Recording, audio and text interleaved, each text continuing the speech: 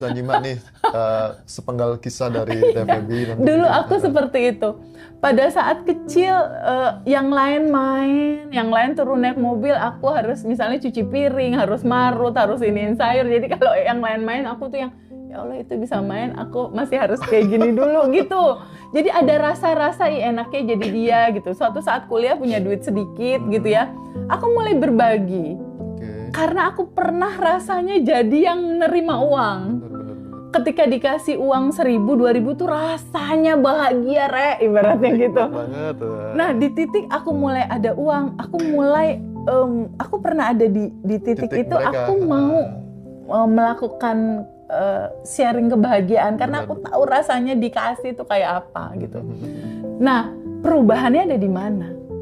Dari yang aku seperti itu dulu sampai jadi di titik sekarang uang udah nggak perlu dicari, dia datang sendiri. Ibaratnya kayak gitu. Itu perubahannya di mana?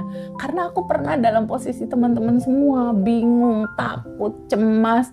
Uang cuma 10.000, harus beli token listrik, harus beli beras, pampers anak habis, susu anak habis, token listrik habis. Jadi ada uang 100.000 tuh uangnya dipandangin karena bingung gitu. Ini mau kemana dulu ini uang gitu.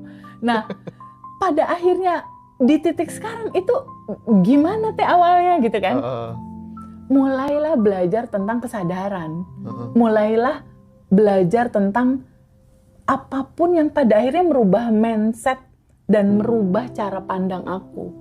Mulai belajar filsafat waktu itu 16 tahun, mulai belajar diamond cutter untuk menanam benih dan lain-lain. Tapi ada satu kebiasaan Mas Rozi yang bocor halus sedikit nih ya. Bocorin dikit biar nanti ada.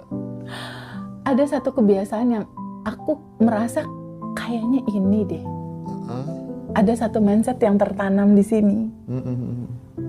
Itu adalah prasangka baik sama Allah di atas rata-rata.